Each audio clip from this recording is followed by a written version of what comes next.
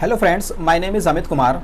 Students, आज हम एक डेरिवेशन करेंगे force on an electric dipole in external electric field. जब भी हम किसी डाइपोल के सिस्टम को यूनिफॉर्म इलेक्ट्रिक फील्ड में रखते हैं तो उस पर क्या फोर्स लगते हैं, उस पर क्या टॉर्क लगेगा, ये हम फाइंड करेंगे। सो स्टार्ट करते हैं हमारा टॉपिक।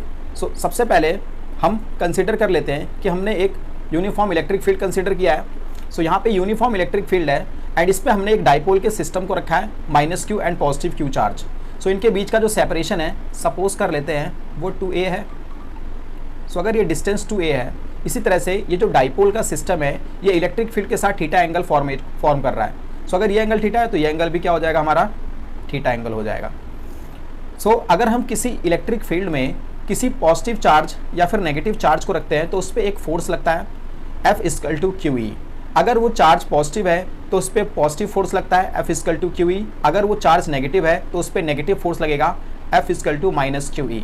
सबसे पहले यहाँ पे देखते हैं कि जो हमारे पास ये पॉजिटिव चार्ज है प्लस का Q, इस पर एक फोर्स लगेगा, वो इलेक्ट्रिक फील्ड की डायरेक्शन में लगेगा एंड जो फोर्स लगेगा वो लगेगा हमारा F =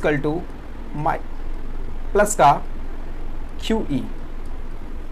इसी तरीके से एक फोर्स नेगेटिव चार्ज पे भी लगेगा एंड जो ये फोर्स लगेगा नेगेटिव चार्ज पे वो लगेगा हमारा F = माइनस का QE, पर ये इलेक्ट्रिक फील्ड के अपोजिट डायरेक्शन में लगेगा। अगर हम यहाँ पे नेट फोर्स देखें डाइपोल पे, जो हमारा नेट फोर्स आएगा डाइपोल पे वो आ जाएगा हमारा 0, क्योंकि यहाँ पे एक कपल का फॉर्मेशन हो गया है एंड कपल फॉर्मेशन में पॉजिटिव चार्ज पे जितना फोर्स लग रहा है उतना ही फोर्स नेगेटिव चार्ज पे भी लग रहा है एंड दोनों ही अपोजिट डायरेक्शन में है। तो यहाँ पे नेट फोर्स जो लगेगा डाइपोल पे वो 0 आ जाएगा। पर अगर हम देखते हैं तो डाइपोल को जब यूनिफॉर्म इलेक्ट्रिक फील्ड में रखा जाता है तो उस पर नेट फोर्स तो 0 आता है, पर उस पर एक टॉर्क लगता है। उस टॉर्क के मैग्नीट्यूड को हम फाइंड करेंगे। सबसे पहले टॉर्क को फाइंड करने के लिए हमें दोनों जो फोर्सेस हैं उनके बीच का परपेंडिकुलर डिस्टेंस लेना होता है। सपोज करते हैं इनके बीच का जो परपेंडिकुलर डिस्टेंस है उसे हम x डिस्टेंस मान लेते हैं कि जो दोनों फोर्स हैं उनके बीच का जो परपेंडिकुलर डिस्टेंस x है एंड इसके फोर्स के लाइन ऑफ एक्शन को अगर हम आगे एक्सटेंड करते हैं तो ये हमारा x हो गया। x हमारा यहाँ पे परपेंडिकुलर डिस्टेंस है। x को हम फाइंड कर सकते हैं अगर हम यहाँ पे साइन थीटा को अप्लाई करते हैं। जो साइन थीटा होता है वो जाएगा हमारा x/2a। अगर हम यहाँ से x को फाइंड करें तो x आ जाएगा हमारा 2a साइन थीटा आ जाएगा। x यहाँ पे क्या है, हमारा परपेंडिकुलर डिस्टेंस है दोनों फोर्सेस के बीच में, या फिर ऐसा कह सकते हैं जो यहाँ पे कपल्स का फॉर्मेशन हुआ है फोर्स का उनके बीच का परपेंडिकुलर डिस्टेंस है। अगर हम टॉर्क को फाइंड करें जो टॉर्क होता है हमारा वो होता है हमारा आइदर फोर्स इनटू में perpendicular distance between the force. Forces के बीच का हमें परपेंडिकुलर डिस्टेंस लेना होता है। जो टॉर्क होगा हमारा, टॉर्क आ जाएगा आइदर फोर्स यहाँ पे लग रहा है हमारा QE। फोर्स आ जाएगा हमारा F×R। F है यहाँ पे हमारा QE एंड जो परपेंडिकुलर डिस्टेंस है वो है हमारा 2a साइन थीटा।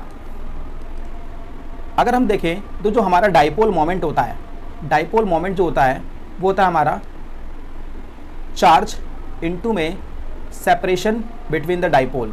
ये आ जाएगा हमारा P = Q इनटू में 2a। हम यहाँ पे लिख सकते हैं Q इनटू में 2a को हम लिख सकते हैं डाइपोल मोमेंट। यहाँ पे हम ऐसे लिख सकते हैं PE साइन थीटा।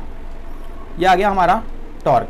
अगर हम इसे वेक्टर के फॉर्म में लिखना चाहें, वेक्टर के फॉर्म में अगर लिखना चाहते हैं तो ये हमारा साइन थीटा हट जाएगा और यहाँ पे क्या आ जाएगा, हमें डाइपोल मोमेंट और इलेक्ट्रिक फील्ड का क्रॉस प्रोडक्ट आ जाएगा।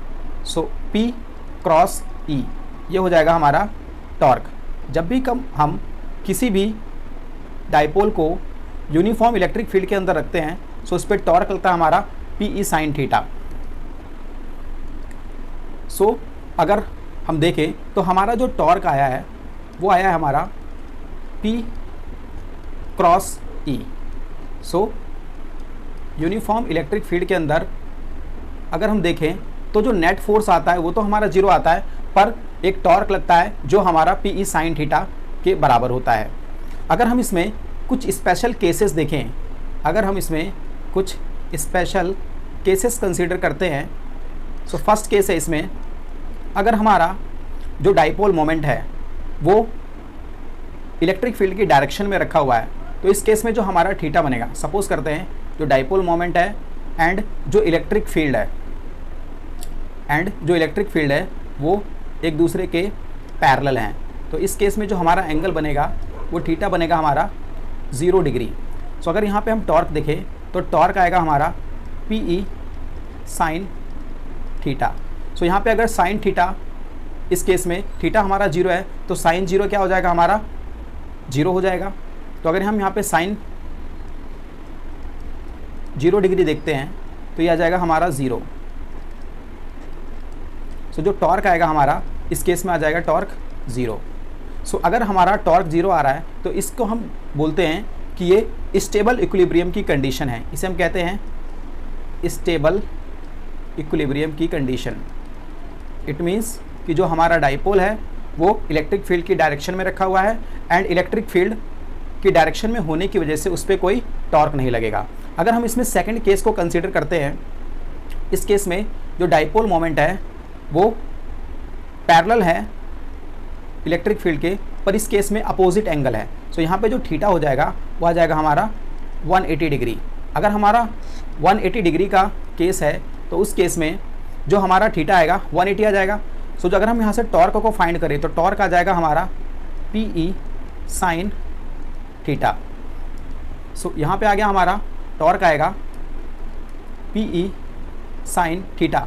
यहाँ पे थीटा हमारा 180 है तो साइन 180 डिग्री आ जाएगा, और साइन 180 का अगर हम वैल्यू देखें तो ये आता है हमारा -1।